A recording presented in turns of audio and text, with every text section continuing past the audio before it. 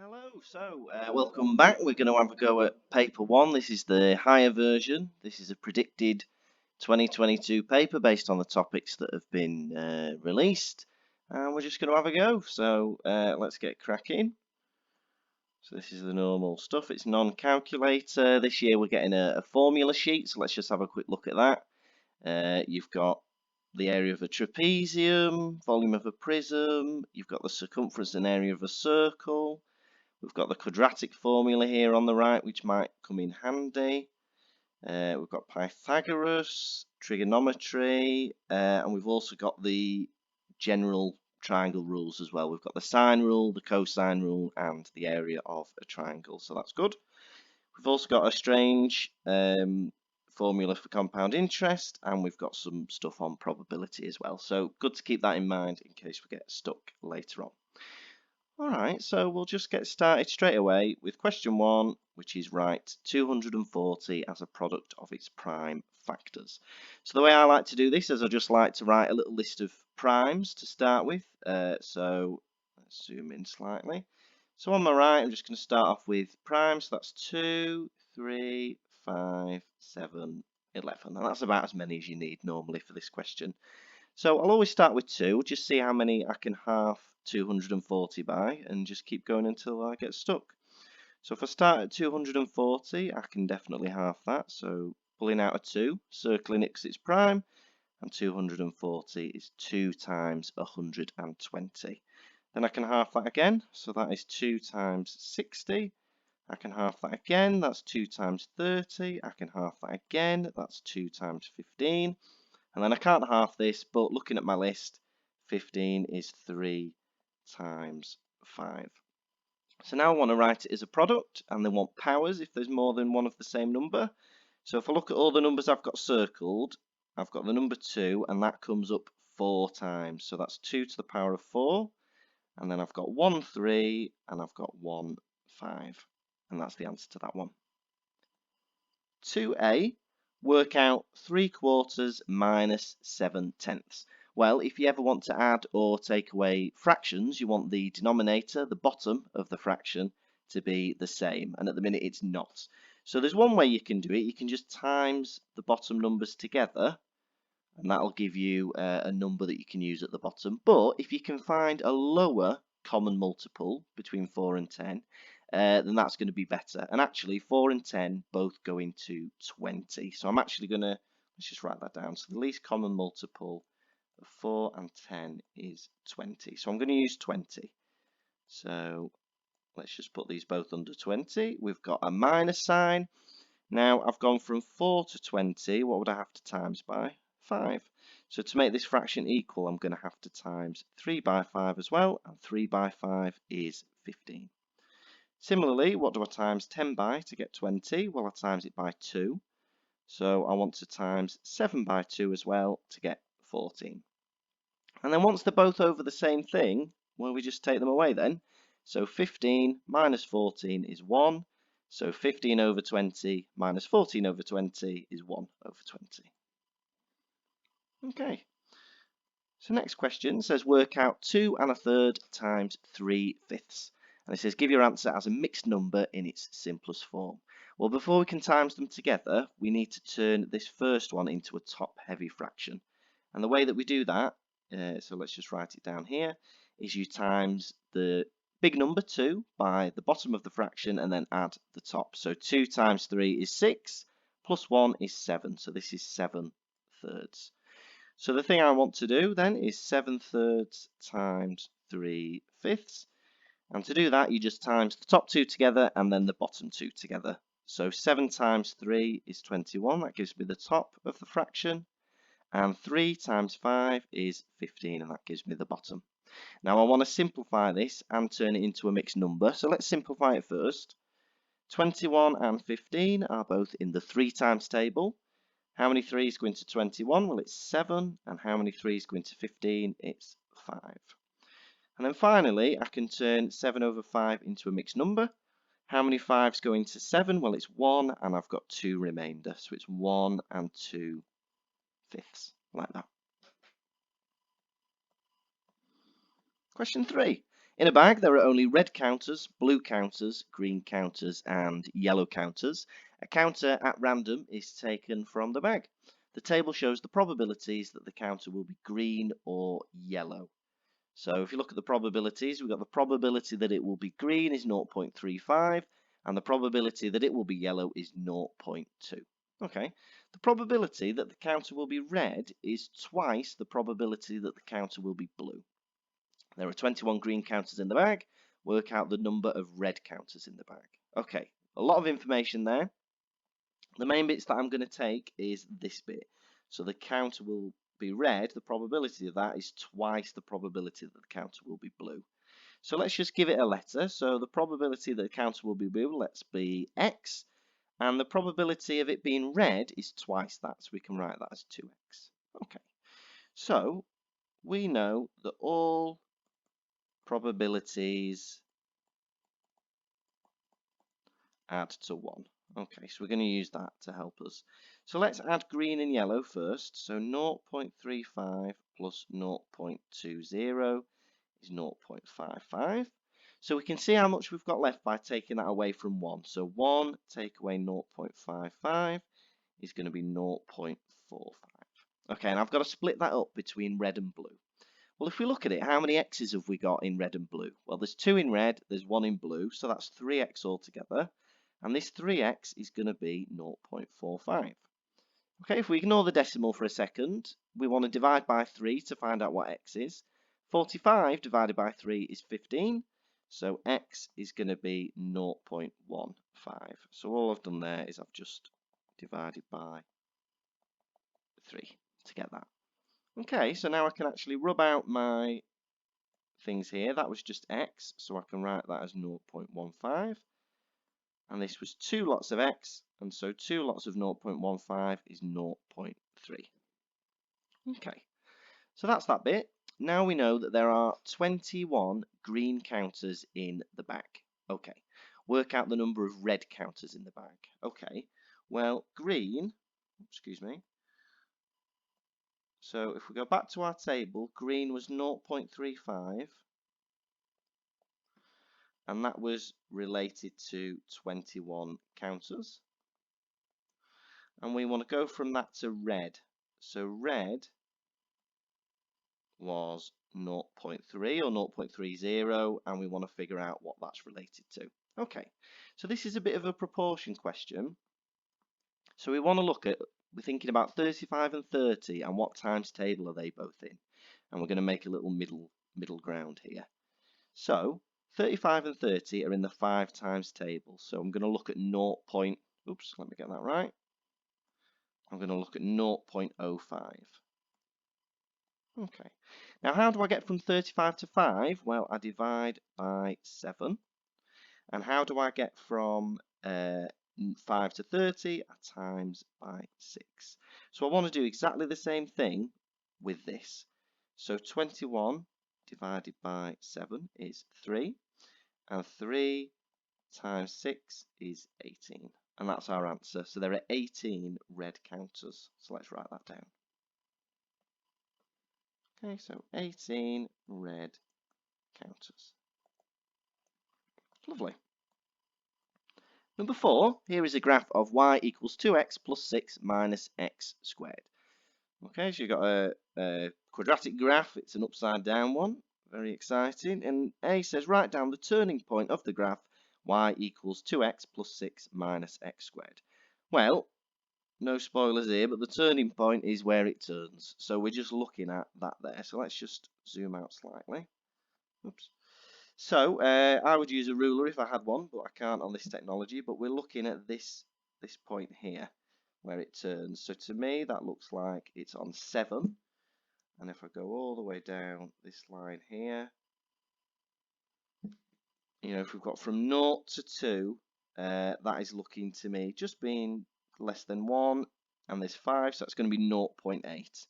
So for me, that is going to be 0.8 and 7. Okay. Then it says, use the graph to find the roots of the equation x squared equals 2x plus 6. Okay. Well, if you think about this equation, that's very similar to this equation as well. So what we can do is if you minus this x squared, it's going to look like this. So what we're saying is 2x plus 6 minus x squared, oops,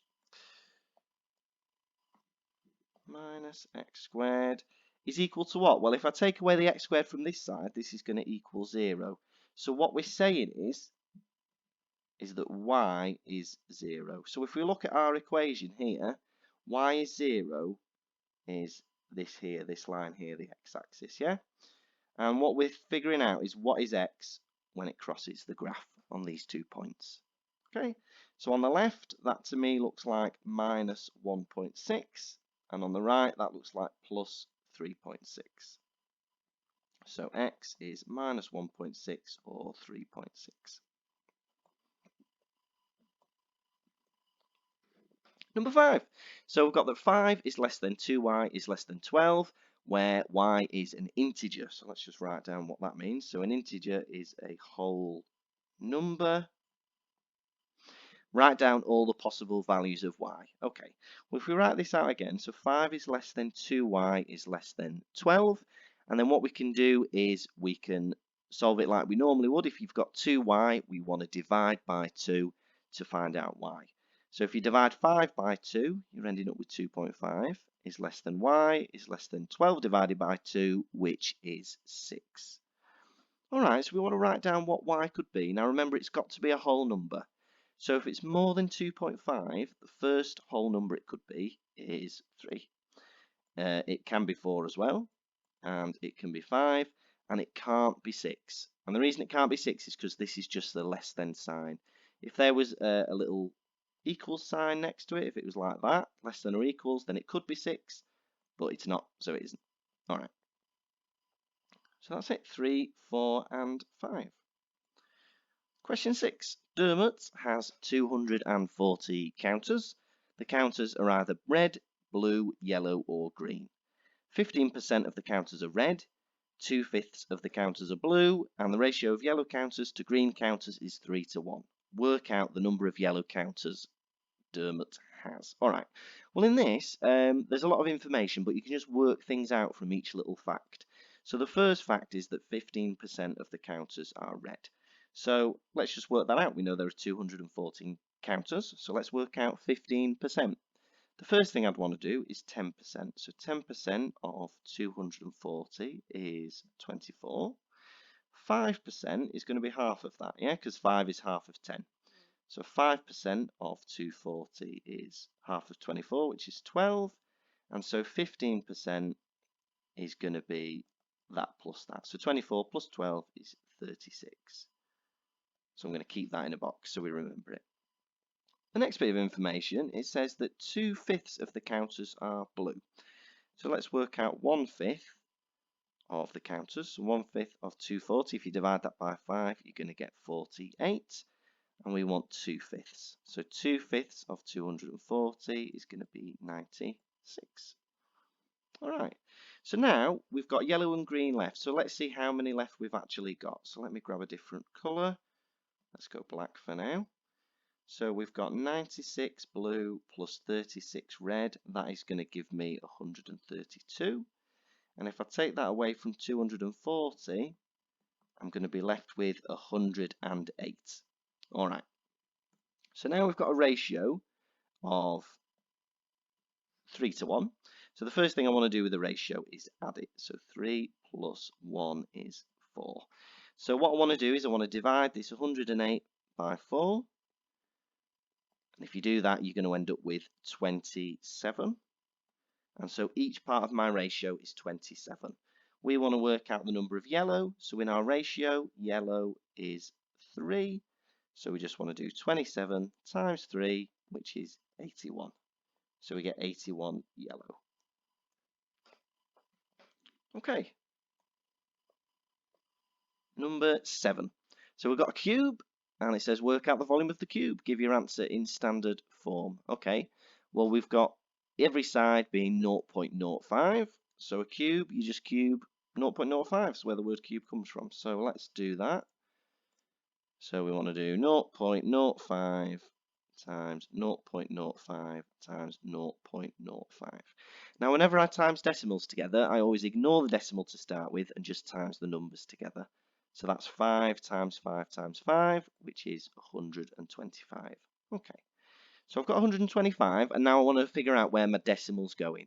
Now, what I do is I count how many figures are after the decimal point all together in my question, and that'll have to be the same number in my answer. So in my question, I've got 1 there, 2 there, 3, 4, 5, and 6. And so I want 6 in my answer. Now there's 3 already, so I need another 3, so I'm going to stick in 3 zeros like that. And that's the answer, okay? But we want it in standard form. And remember, standard form is always something times 10 to the power of something else. And that something is always between 1 and 10. So looking at our answer, we want to stick this decimal point so that the number is between 1 and 10. And that decimal point will be here, between 1 and 2. Because if it was here, it'd be 0.125, which is too small. And if it was next to it, to the right, it'd be 12.5, which is too big. So we know our answer is going to be 1.25 times 10 to the power of something. And all we do is count how far the decimal's moved. So this has moved from the original place, 1, 2, 3, 4. So it's to the power of 4. And now we just need to think about the sign. Now if I did 1 times 10 to the power of 4, that would be a big number, it'd be like 10,000. So ours is getting smaller, so we want a negative number there. So 1.25 times 10 to the minus 4. Question 8 then, we've got A, B, C, D, E, F is a hexagon. We've got a load of angles in it, and it says angle CDE is twice angle BCD. Work out the size of the angle CDE. Well, again, if we don't know it, we can stick in a letter, and then hopefully algebra will save our bacon. So we've got CDE is twice of angle BCD. So BCD is that one. So again, let's call this X. And then we know that this one is twice that, so that's going to be 2x. Okay. So what we need to know is, what do angles in a hexagon add up to? Okay.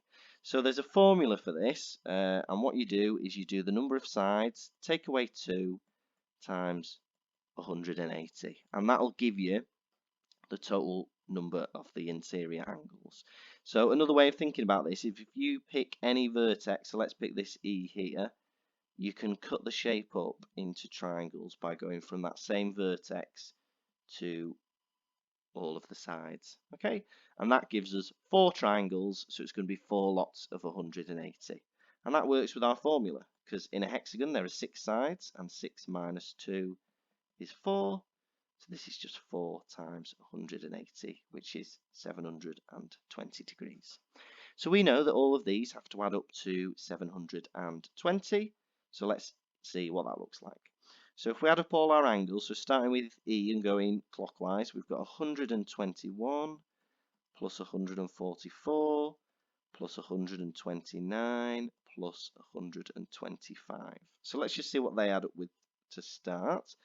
So 121 plus 144 is 265. 265 plus 129 is 394. And then add 125, 394 plus 125 is 519, I think. Okay, hopefully that's correct.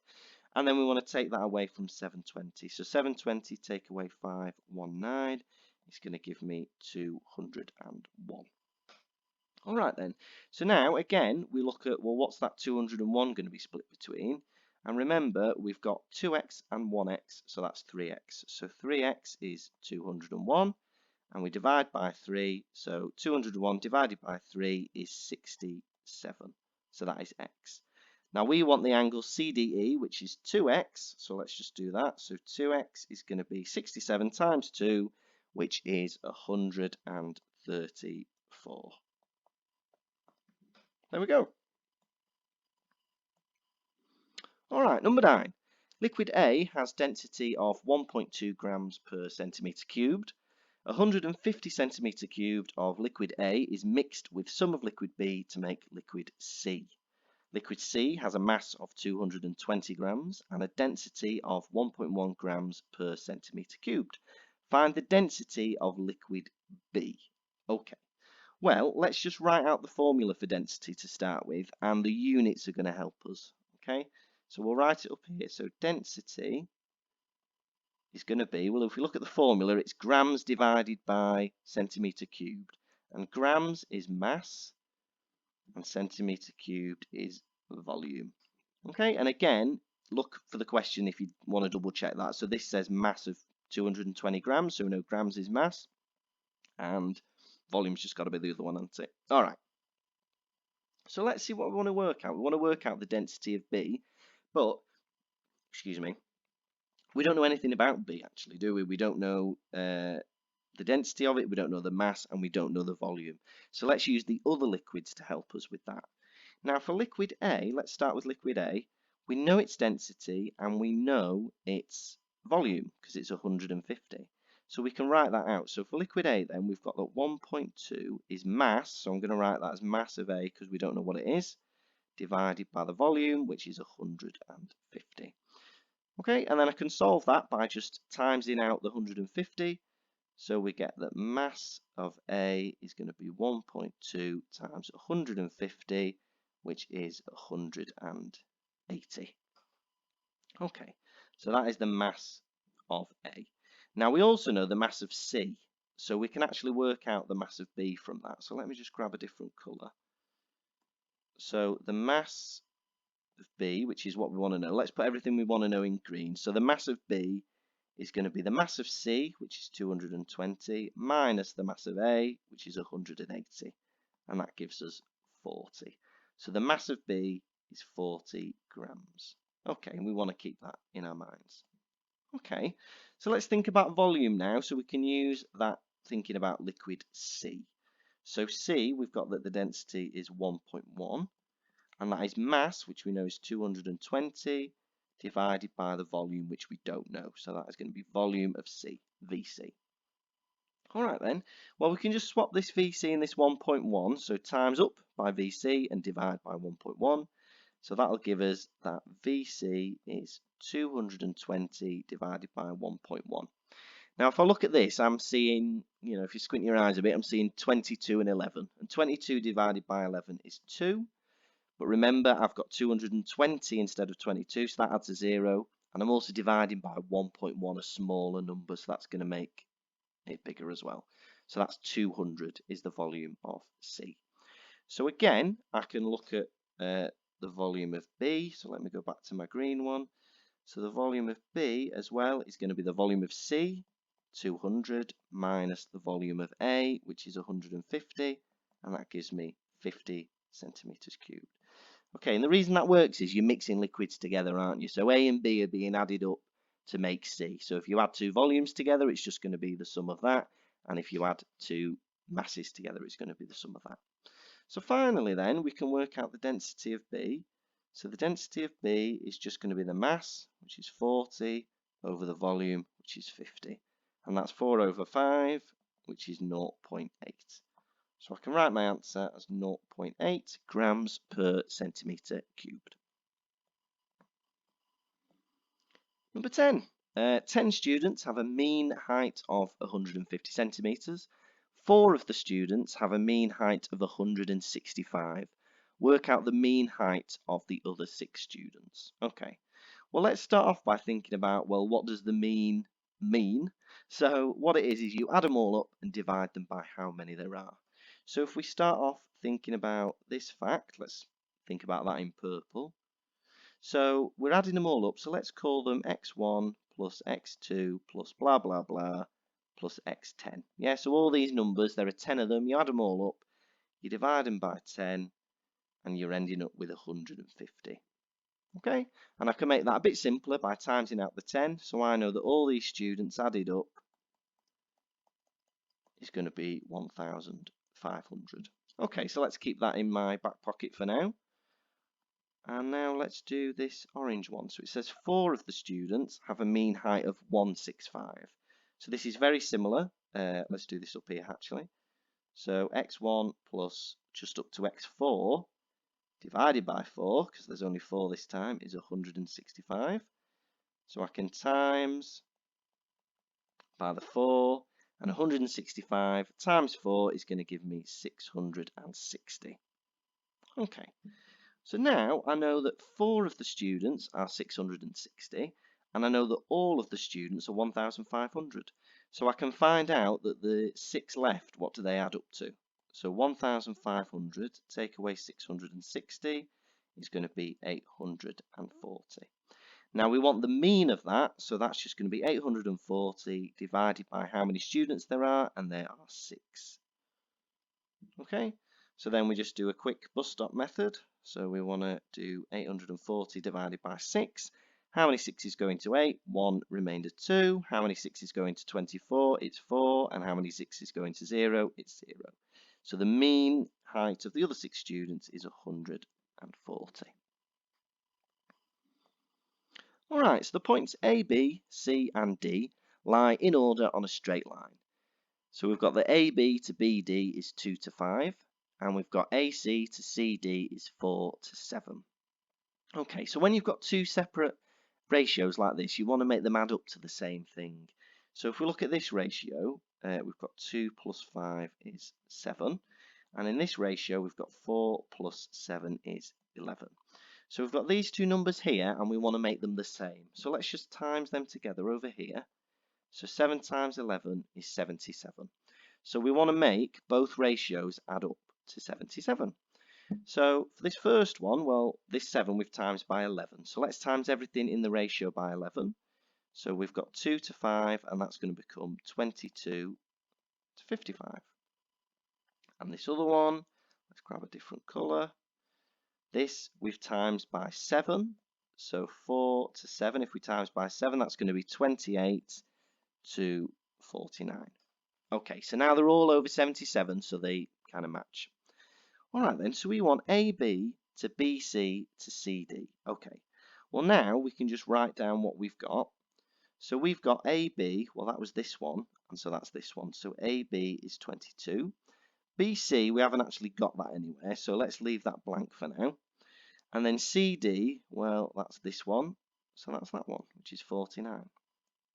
So all we need to do is fill in the middle, but remember we've just figured out that it's all over 77, so we can just figure out what we've got left in the ratio. So already we've got 22 and 49, and they're going to add up to make 71, and then to make 77 you've just got 6 left, haven't you? So this middle number is 6. So it's 22 to 6 to 49, and we can't simplify that, so that is our answer. Number 12, John plays a game where he can win, draw or lose. Alright, the probability John wins any game is 0.5, and the probability John draws any game, is 0.3.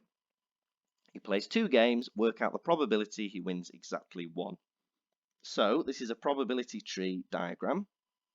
So we've got 2 games, so we write them down as game 1 and game 2. Okay, so remember the 3 possibilities. We could win, draw, or lose. So let's write that down. So win, draw, or lose. All right, now we've got the probability that he wins is 0.5. The probability that he draws is 0.3. And remember from before, all probabilities add up to 1. So to make this up to 1, we need to make lose 0.2.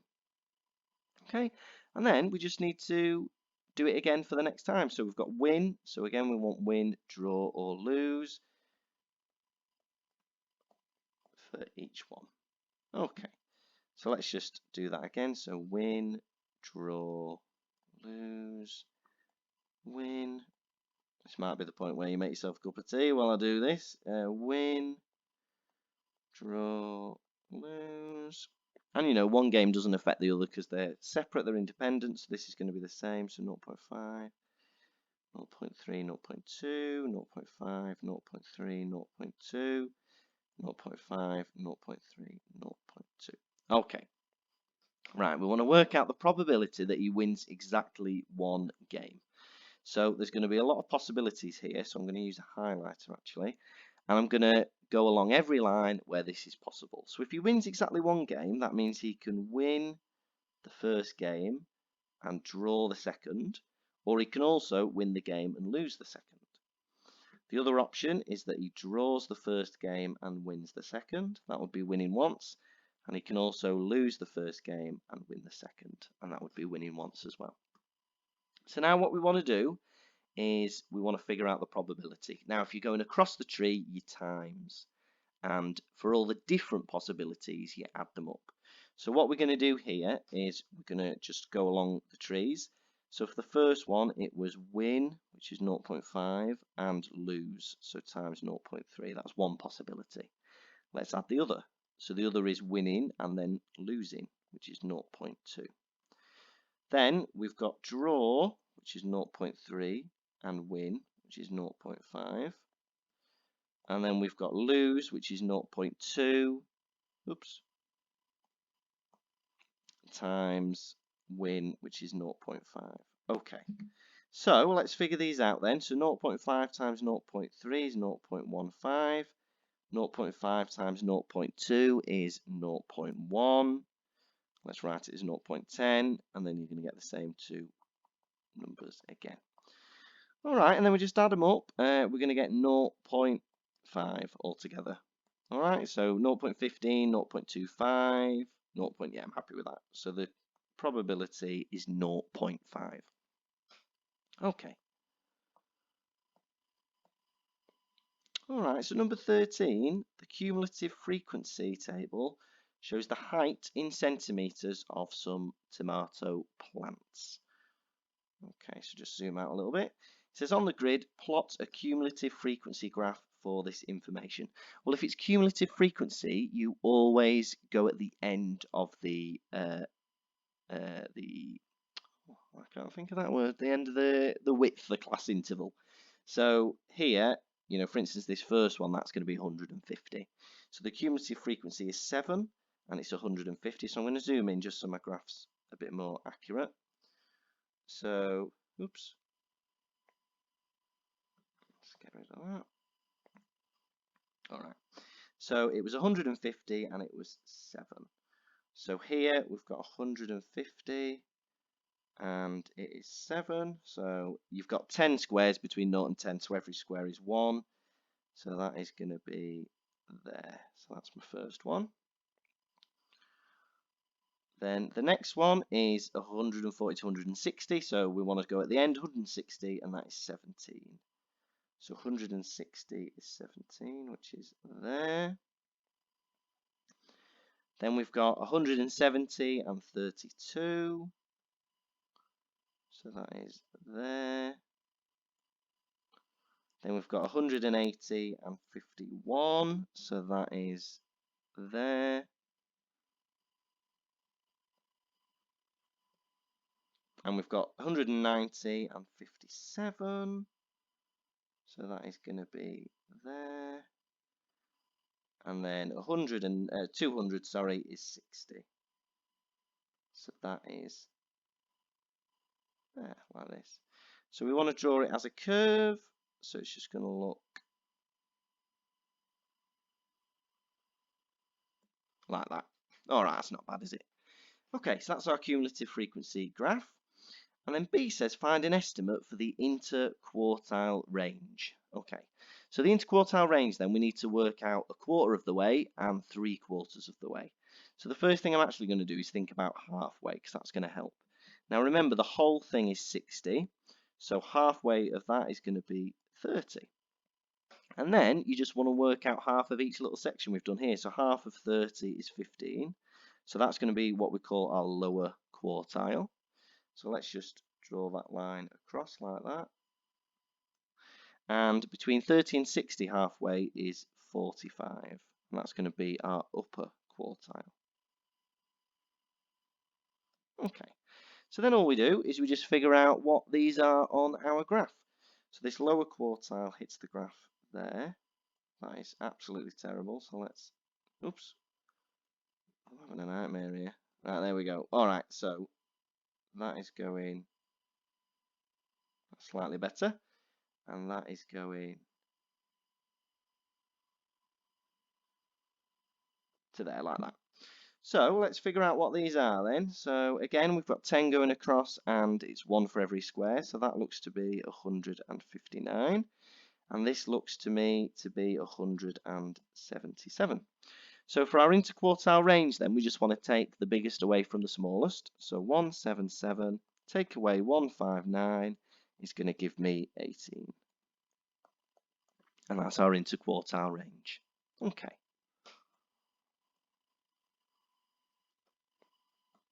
Okay, so number 14, find the value of 64 over 125 to the power of minus 2 over 3. Okay, well the first thing is if you power it to a minus, that's the same as flipping the fraction and doing the power to plus. So the first thing I can do here is swap the fraction round to 125 over 64 and get rid of the minus. Okay, so that's made it slightly simpler. Now, 2 over 3 means I square it and take the cube root. But you can do it in any order. So it's always going to be easier to root it first because you're going to get a smaller number. I don't want to be squaring 125. So let's cube root it to start. So if I cube root 125, well, that's going to give me 5. And if I cube root 64, that's going to give me 4. So this is the same as 5 over 4 squared. And the square of 5 is 25, and the square of 4 is 16. So that's my answer there. Okay. Number 15 says write 0.16 recurring as a fraction in its simplest form. Well, the first thing we do with this is we write it as x. So x equals 0.16. And then your first job is to make sure that your number, as soon as it's after the decimal point, that's where your recurring begins. And so here we've got kind of one number before that. So we want to times it by 10. So 10x is going to be 1.6 recurring. So I'm just shifting all these numbers up one. Then you times it again by a number, 10 or 100 or whatever, so that the next recurring decimal is above it. But actually, because this is just 66666, I just need to times it by another 10. So 100x is going to be 16.666 like that. Then what you do is you take one away from the other, so you get rid of the recurring decimal. So 100x take away 10x is going to be 16.6 recurring, take away 1.6 recurring. So 100 minus 10 is 90, so this is 90x. And that is going to be, well, 16.6 recurring take away 1.6 recurring is going to be 15. Okay, and then I just do a divide. So x is going to be 15 divided by 90. And remember, it's asked me for this in its simplest form. Okay, and if you know your 15 times tables, that is going to be 1 over 6, I think. All right, I think that's right. So let's go 1 over 6, we think is x. Let's just double check. So divide by 5, we get 18, divide by 3, yeah, okay.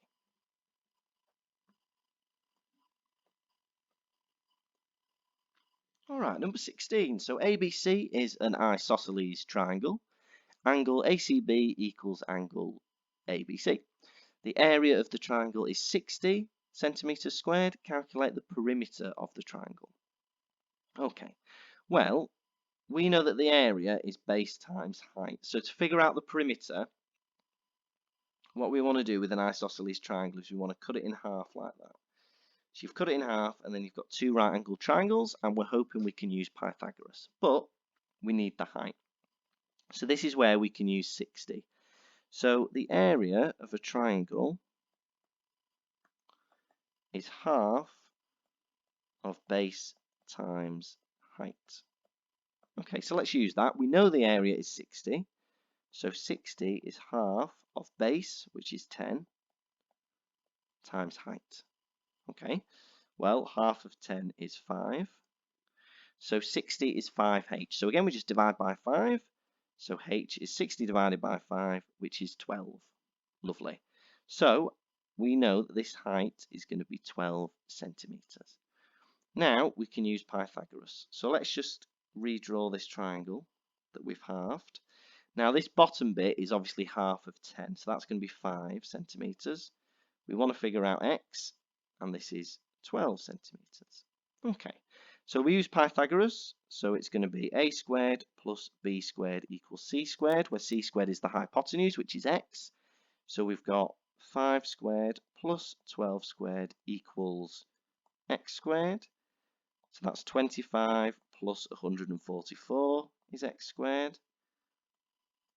And that is 169 equals x squared. And if you know your square numbers, that means that x is 13. So we can shove this back into our equation. So we want this into our picture, sorry. So that's 13, and because it's isosceles, that's going to be 13 as well. So the perimeter is just going to be adding up all the sides. So the perimeter is just going to be 13 plus 10, which is 36 centimeters.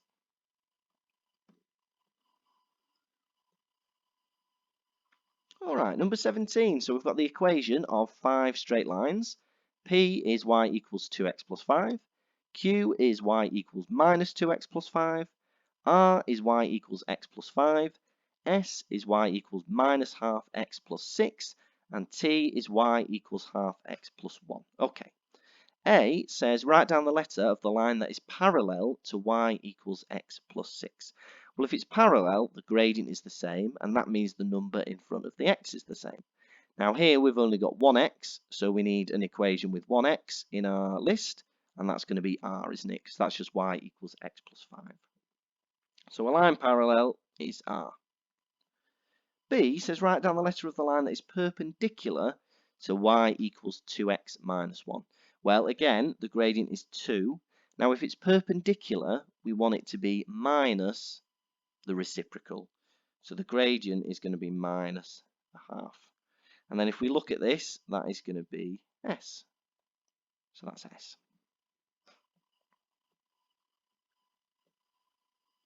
Number 18, the diagram shows a cuboid. Lovely. All measurements are in centimetres. The total surface area of the cuboid is 172 centimetres squared. Find the value of x. Right, okay, so we want to figure out the surface area. Now, if you think about a cuboid, let's write this like this. So a cuboid has 6 faces, but they've got 3 pairs of matching ones. So if you think about this front bit here, this front bit, let me just draw a little bit of the back of it. So if you imagine this being like a see-through box like that. So the front of it is yellow, but then it's got the bit at the back is going to be exactly the same. So we're going to do that in kind of like dark. Yeah, so they're going to match. Also the right hand side, if I do that in light blue, this right hand face here is going to match this left hand face here. And similarly, the top, this top here, the like lid of the box, is going to match the bottom of it. So we've got some matching pairs. So the surface area is just the area of all these faces added up. So let's have a look. So the first one is going to be, well, 2x plus 3 times 2x minus 1. Okay, so that's the bottom. But remember, we've got 2 of them because there's 2 matching faces. Plus, well, we've got 2x plus 3 times x plus 2. And we've got 2 of them as well. Plus 2 of, what's the thing we've missed? 2x minus 1, x plus 2. So that's all the combinations. So let's now do some algebra. Okay, so actually I'm going to pull this 2 out and I'm going to times it all by 2 in the end. Okay, so I don't have to times anything by 2 for now. Let's just expand these brackets. So this first one, this one here, we've got 2x times 2x, which is 4x squared. We've got 2x times minus 1, which is minus 2x. And we've got 2x times 3, which is plus 6x. And we've got 3 times minus 1, which is minus 3. All right. Next one then, so let's use different colours so we know what we're doing. So let's do this one now. So we've got 2x times x, which is 2x squared. We've got 2x times 2, which is 4x. We've got x times 3, which is 3x. And we've got 3 times 2, which is 6. All right, and then this one, we've got 2x times x, which is 2x squared. We've got 2x times 2, which is 4x. We've got minus 1 times x, which is minus x. And we've got minus 1 times 2, which is minus 2. Okay. And we'll keep all this in brackets. We're going to times whatever we end up with by 2 at the end. All right. So let's simplify this then. So this is going to be 2 brackets. Now, how many x squareds have we got? Well, let's collect our like terms then. So again, I'll use a different colour. So x squared, we've got 4x squared, 2x squared, and 2x squared. They're all plus, so that's going to give me 8x squared altogether. Now, how many x's have we got? Well, we've got minus 2x plus 6x, that's 4x. Add another 4x, that is 8x. Add 3x, that's 11x. Plus 4x is 15x, and minus x is 14x. So we've got 14x there. And finally, we just look at the numbers. So let me grab a different colour again. We've got minus 3 plus 6 is 3, minus 2 is 1. Okay. Alright, so that's looking a bit better. And now we know that this total surface area is 172. Okay, so the next thing we can do is we can divide by this 2 actually. We don't need to times it, we can divide both sides by 2. So we're going to be left with 8x squared plus 14x plus 1 is equal to 172 divided by 2 is going to be 86. Okay. So now, let's not write equals. Yeah, let's leave that like that. Okay. So now we've got a quadratic. So we want to take away 86 from both sides. So you're going to get 8x squared plus 14x. And 1 minus 86 is minus 85. And that equals 0. Okay. Right. So we've got a big old thing here. So we want to... well, we can either try and factorise it, which is going to be a bit of a pain in the bum, or we can use our quadratic formula that's on the front, the cheat sheet. So the quadratic formula then for x, we want x equals minus b plus or minus the square root of b squared minus 4ac all over 2a, where this is a, this is b, and this is c. So let's just do that then. So x is going to be minus b, which is minus 14, plus or minus the square root of 14 squared minus 4a, which is 8, times c, which is 85. Okay, and all of that over 2a, which is 2 times 8. Okay, so this isn't very nice, but this is going to be minus 14 plus or minus. So 14 times 14 is going to be 196. I think, let me just double check that. 14 times 10 is 140. Yeah, happy with that. So that's square root of 196 minus... oh, I don't like this at all. Alright, so I think I've gone wrong here because this number here is going to be absolutely massive.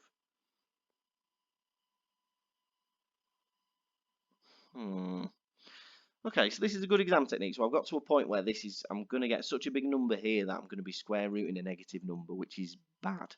So I want to go back here and see if I've made any mistakes here. So you've got 2 of 2x plus 3 times 2x minus 1. You've got 2 of 2x plus 3 times x plus 2. And you've got 2 of 2x minus 1 times x plus 2. Happy with that. So that is 2 brackets. That's going to be 4x squared minus 2x plus 6x minus 3. Happy with that. 2x squared plus 4x plus 3x plus 6. Happy with that. Plus 2x squared plus 4x minus x minus 2. Happy with that. Okay. So if we add them all up, we're going to get 8x squared. Okay. We're going to get, how many x's have we got? We've got 4, we've got 8, 11, 15, and 14. Happy with that. And we've got minus 3 plus 6 is 3, minus 2 is 1. 172. Okay. Divide by 2, you get that that is 86.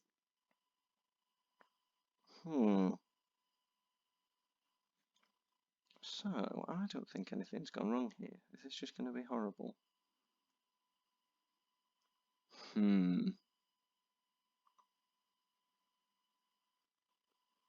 Okay.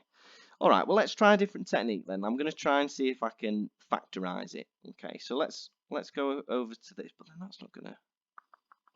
minus b plus or minus the square root of b squared minus 4. Right, lovely. Okay, so I'll tell you what I've done wrong, and it's right here. So I didn't put in my minus there for 85. Okay, so they're going to make a plus. Okay, all right. So we figured it out. It was just a little minus number. So 4 times 8 is 32, and we want to do 32 times 85. So let's just do that.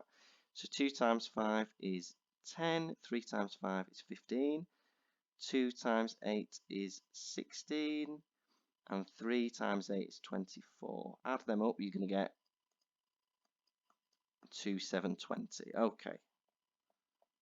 Oh, this is absolutely horrible. And that's going to be all over 16. Okay. So let's see if we can simplify this then. So minus 14 plus or minus the square root of, there's got to be an easier way of doing this. 2916 over 16. Okay. I'm going to try and take out some square roots. Okay, so I think 4 will definitely go in this. So let's just pull 4 out of 2916. So 4 goes into 2 no times, 4 goes into 29 7 times, 4 goes into 11 twice, and 4 goes into 36 9 times. Okay, that's making me feel a bit better. So that's going to be minus 14. So because this is 4, I'm going to pull it out of the square root and make it a 2. Square root 729, like that. And that is going to be over 16. Okay. So let's have a think about that now. Now I can divide everything by 2 now to simplify it. So this is minus 7 plus or minus square root of, we'll think about 729 in a minute, over 8. Alright, so 729, so something squared is going to give me 729. So again, what numbers can I pull out of this? Can I pull out any squareds? I think I can pull out 9 from that. So let me use a different colour. So I'm going to pull 9 out of 729. How many 9s go into 7? None. How many 9s go into 72? It's 8. And how many 9s go into 9? It's 1. So I can pull out a 9 from this. So this is going to be, so 3 is going to pull out, square root of 3 is 9, and we've got 81. And actually we know that 81 is 9 squared as well. So this is going to be minus 7 plus or minus, pull out another 9, which is another 3. So 3 times 3 is 9 over 8.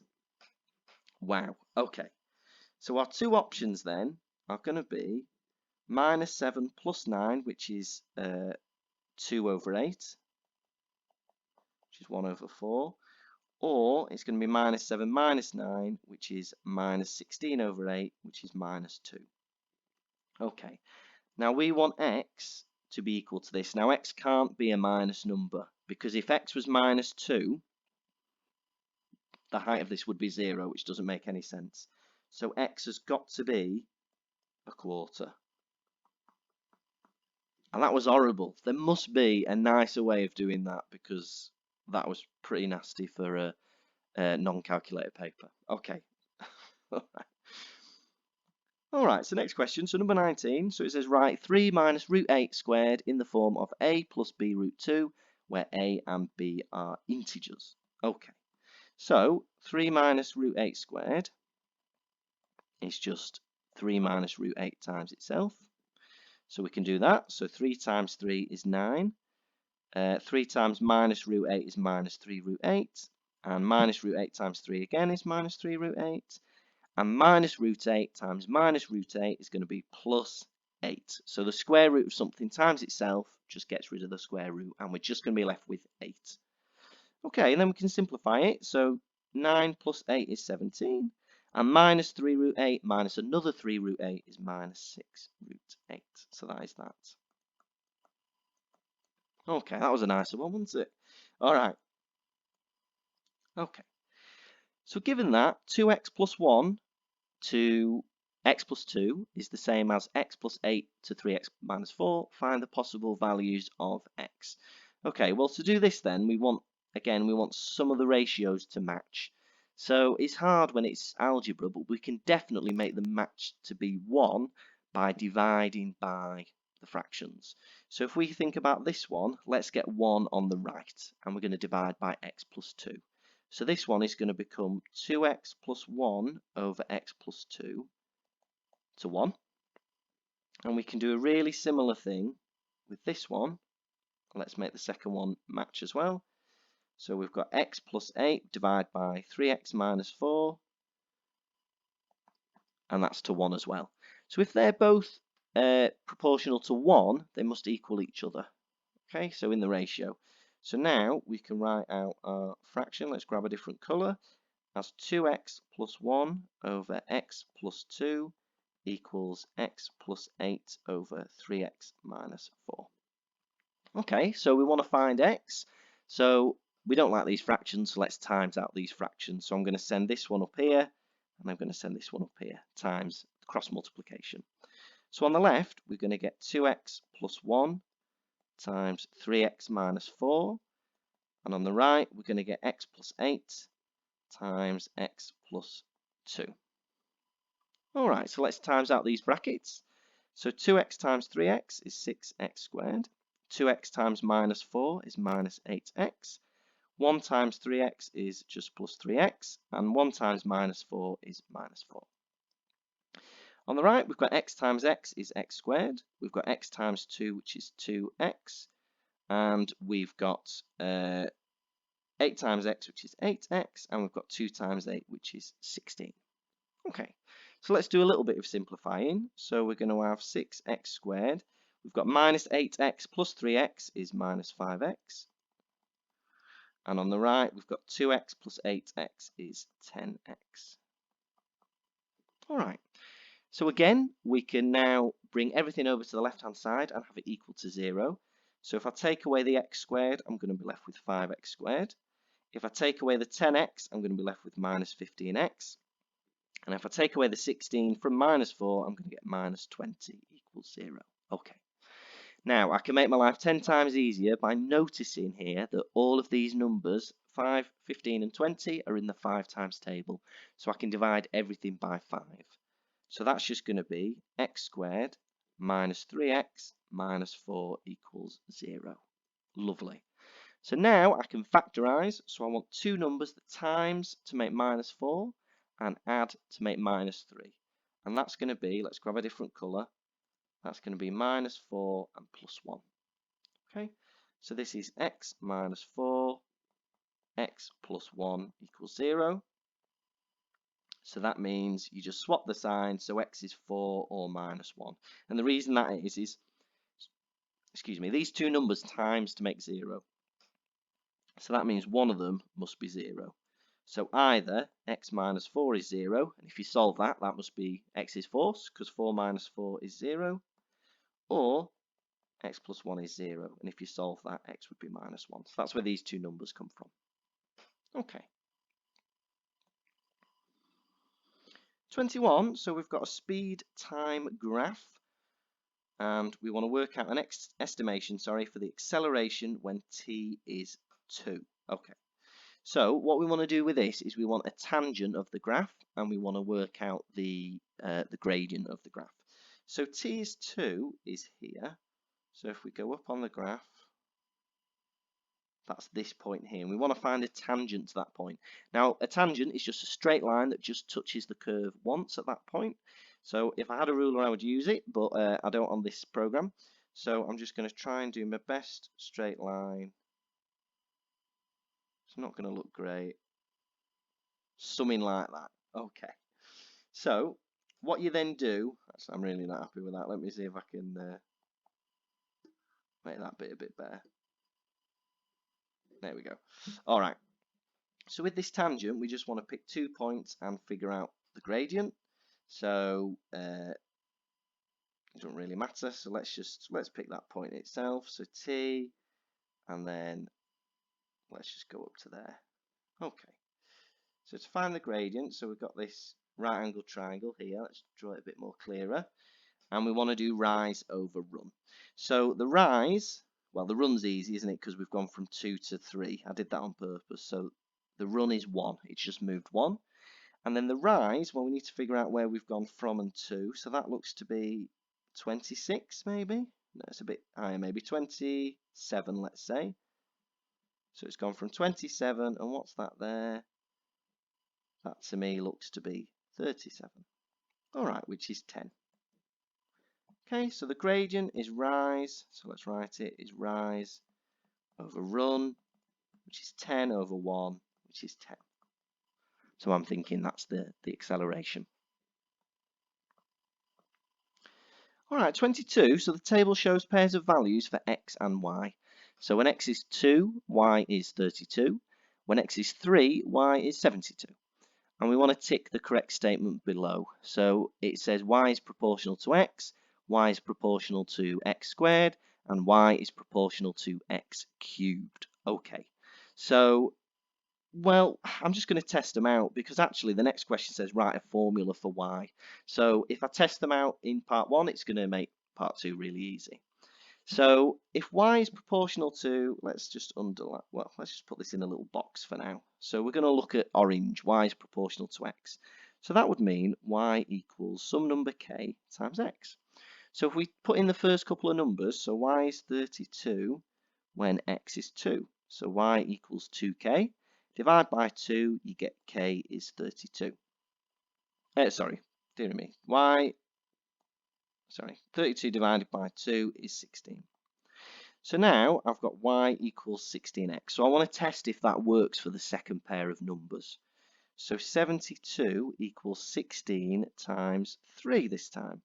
But 16 times 3 is 48, so that's no good. So it's not y is proportional to x. So I'm going to do a little line through that.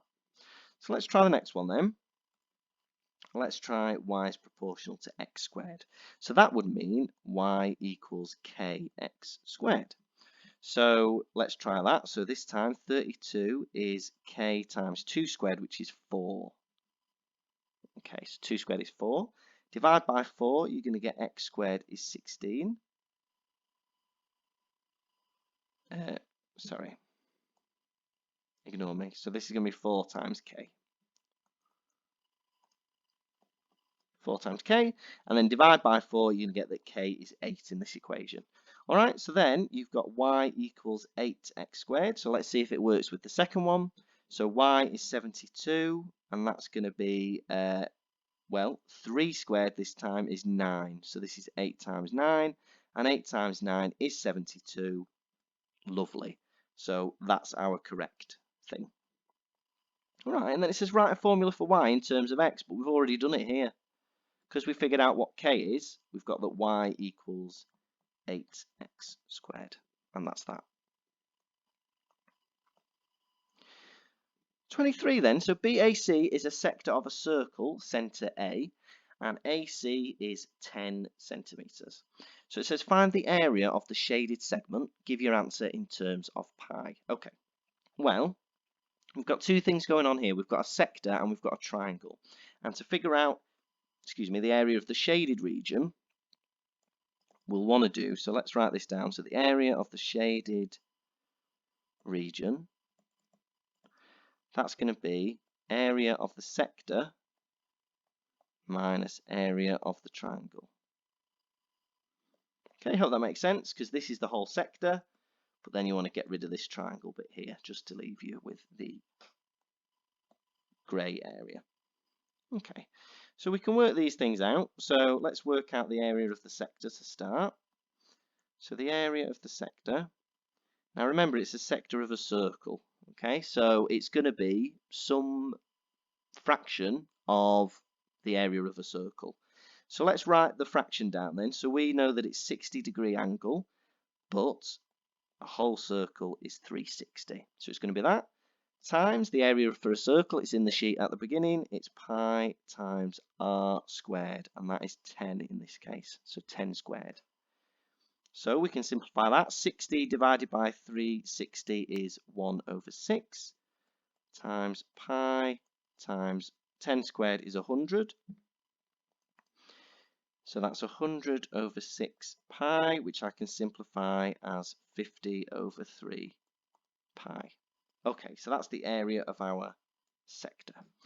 Now let's find the area of a triangle. Now it's not a right angled triangle, so we're going to have to use our formula for a general triangle, which is again on the front sheet. So the area of the triangle, so let's just write this out, is half of AB sine C. Okay, well A and B are both 10 because it's the radius of the circle. So this is half of 10 times 10 times sine of 60. Okay, so 10 times 10 is 100 and half of 100 is 50. So this is 50 times sine of 60. Now this is an exact trig value and it's root 3 over 2. Okay, there's a way of figuring that out, but it's probably easy just to try and remember what the trig values are. So sine of 60 is root 3 over 2. And then 50 divided by 2 is 25. So this is 25 root 3. So finally then, I can just write down the area of the shaded region. So the area of the shaded region is just going to be the sector minus the triangle. And I can just leave it as this. So 50 over 3 pi minus 25 root 3. And that's it. 24 then. So a circle has the equation x squared plus y squared equals 7. P is the point minus 2 root 3 on the circle x squared plus y squared equals 7. Work out the equation of the tangent to the circle at P. Okay, well let's draw this circle. That's going to help.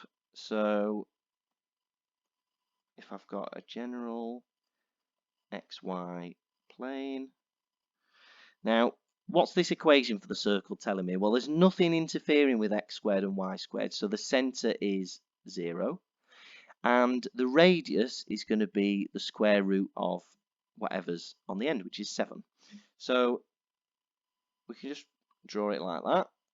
Okay, and then P is a point on the circle, so that is minus 2 and root 3. So let's draw that in a different colour. So minus 2 root 3, let's say that's here somewhere, and that is P, and that is minus 2 root 3. Okay, we want to work out the equation of the tangent of the circle at P. So again, a tangent is just a straight line that touches the circle once, and we want to figure out that equation. Now, one thing that's going to help us here is the fact that it's a circle theorem, that the radius to the point of the tangent is perpendicular. So there's a 90-degree angle there. So that is going to help us. Okay, so let's first figure out the gradient of this radius here. We can definitely do that because this point here, because it's in the middle, that's 0, 0. Okay, so the gradient of, let's call it r for the radius, is just going to be, so rise over run, or we can write that as change in y over change in x. So if we look at it, we're going from, in y, we're going from 0 to root 3. So that's going to be root 3. And in x, we're going from 0 to minus 2. So that is minus 2 like that. Or we can write that as minus root 3 over 2. Okay. Now then, if they're perpendicular, that means, like we did with the lines before, you do the negative version of the reciprocal. So m of t for tangent is going to be, flip them over, so 2 over root 3, and you change the minus to a plus, so that's fine. So that is our gradient there. Now we want to figure out an equation for the tangent. So remember, the tangent's a straight line, so that is y equals mx plus c. But we know m, don't we? M is 2 over root 3. So we just need to figure out c. But what we can do is we can shove in these 2 points from P. So y is root 3. And x is minus 2. So 2 over root 3 times minus 2 plus c. And we just want to solve this. So let's times this out to start with. So we've got root 3. 2 times minus 2 is minus 4 over root 3 plus c. So c is going to be, if I add the 4 over root 3, c is going to be root 3 plus 4 over root 3. And actually, you could probably leave it like that. Let's just write the whole equation then. So y is going to be 2 over root 3x plus root 3 minus 4 over root 3. And I think you could get away with that. But if you want to make it a little bit nicer, let's grab a different colour. Let's just look at this 4 over root 3. You can make this a bit nicer by rationalising the denominator. So by times in by root 3 again, and you've got a times the top as well. So that's going to be 4 root 3 over root 3 times root 3 is just 3. So then my c is going to be root 3 plus 4 root 3 over 3. Now root 3 is the same as 3 root 3 over 3. And if I add 3 and 4 together, I get 7 root 3 over 3. So you can actually get a bit of a nicer c there. So a nicer version of this equation is going to be y equals 2 over root 3 x plus 7 root 3 over 3, which is a bit nicer. But I think this is fine personally. Last question then. So 25, we've got a triangle, we've got some vectors. So let's just draw in what they've told us. So we've got OA is 2A. So make sure we're going in the right direction. That is 2A. And OB is 2B. So let's make sure. Okay. N is the point on OB such that ON to NB is 2 to 1. Okay. So let's do that then. So let's just split this up again. So we've got that. And we've got that. So this is just ONB. So we know that ON to NB is 2 to 1. So O to N is going to be 2/3 of 2B, if that makes sense. So 2/3 of 2B. And 2 times 2 is 4. So this is just going to be 4/3 of B. And N to B is going to be 1/3, which is just going to be 2 over 3B. Okay, so that's going to help us as well. M is the midpoint of AB, and P is the point on OM such that APN is a straight line. Find OP to PM. Okay, so let's figure all this out then. So we want to do, so let's have a look at this. N is the point on OB such that ON. Okay, so we've already done a bit of work. We want to think about this OPM thing here. So let's first look at OM. We want to go from O to M. Let's see what that looks like. So OM then, how do I get from O to M? Well, there's a couple of directions, but I'm going to go, so let's just write that. From O to M, I could go from O to A and A to M. So let's try that. So O to A plus A to M. Okay. But A to M, we don't really have that, but we know that M is the midpoint of AB. So AM we can rewrite as half of AB. Okay, so let's see what this is starting to look like. That's a plus, sorry. So OA is just 2A, so that's okay. And half of AB. Okay, what's AB? To get from AB, I want to do minus 2A plus 2B. Yeah, so I'm going this way and then this way. Okay. So this is 2A plus, well, if we half each thing, it's going to be, let's just get that, oops, sorry. Let's just get that minus in there. So that's going to be minus A and plus B. And then we can just make that A plus B. Okay, lovely. So we know that A to M is A plus B. So let's write that down. So OM is A plus B. Okay, so we know that P is on OM such that APM is a straight line. Right, okay. So let's have a think about A to N this time. So we've got O to M. Let's think about A to N. So I'm going to use a different colour. So let's think about A to N. How am I going to get there? Well, that's going to be, well, minus A to O. so it's going to be minus AO because we're going against the grain, plus ON. Okay, now minus AO is just going to be minus 2A. And remember, ON, we worked that out, didn't we, as plus 4 over 3B. That's just this bit here, O to N. Alright then, so we've got OM and AN, so we need to think about getting to P now. So let's write this down then. So we've got, let me grab a different colour. So OP, because it's on a straight line, OP is going to be some, let's call it X, some number times OM. So that is going to be X brackets A plus B. And now I want to think, is there another way for me to get to OP? And let's have a look at this. Well, actually there is. I can get from OP by going from OA and then AP. Okay, so that's going to be OA plus AP. Okay, now OA, we know that that is 2A, so that is good. And AP is on the line APN, so that is going to be plus Y times AN. Now AN, we've got here, it's minus 2A plus 4 over 3B. So this is going to be 2A plus Y times minus 2A plus 4 over 3B. Okay. So again, we can expand these brackets. So 2A plus, well, it's going to be minus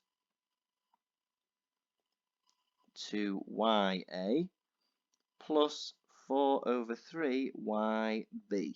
Okay, and what I'm going to do is I'm going to write this in terms of X and Y. So we've got A, 2 minus 2Y, plus B, 4 over 3Y. Okay, now what I can do is I can compare these two things because they're both OP, aren't they? Okay, so if I look at A's, I've got X equals 2 minus 2Y. So X equals 2 minus 2Y. And if I look at B's, I've got X is 4 over 3Y. Okay, so let's just look at this one then. If I just times by 3 and divide by 4, I get that Y is 3 over 4X. And I can put this into this equation here. So X is going to be 2 minus 2 times 3 over 4X. So X is going to be 2 minus, well, 2 over 4 is 1 over 2. So this is just minus 3 over 2x. So I get x plus 3 over 2, x is 2. And then, so x is 2 over 2, so that's going to be 5 over 2, x is 2. And then if I solve that, 2 times 2 is 4, divide by 5, x is 4 over 5. Okay, so x is 4 over 5. So if we go back to this, so we're nearly done. So OP is 4 over 5 OM. So OP to PM is going to be 4/5, and then you've got 1/5 left. So the answer to that is 4 to 1. Oof, that's a tough one to finish on. All right. But yeah, I hope you found this useful, and yeah, I'll be doing some more videos soon, so look out for them.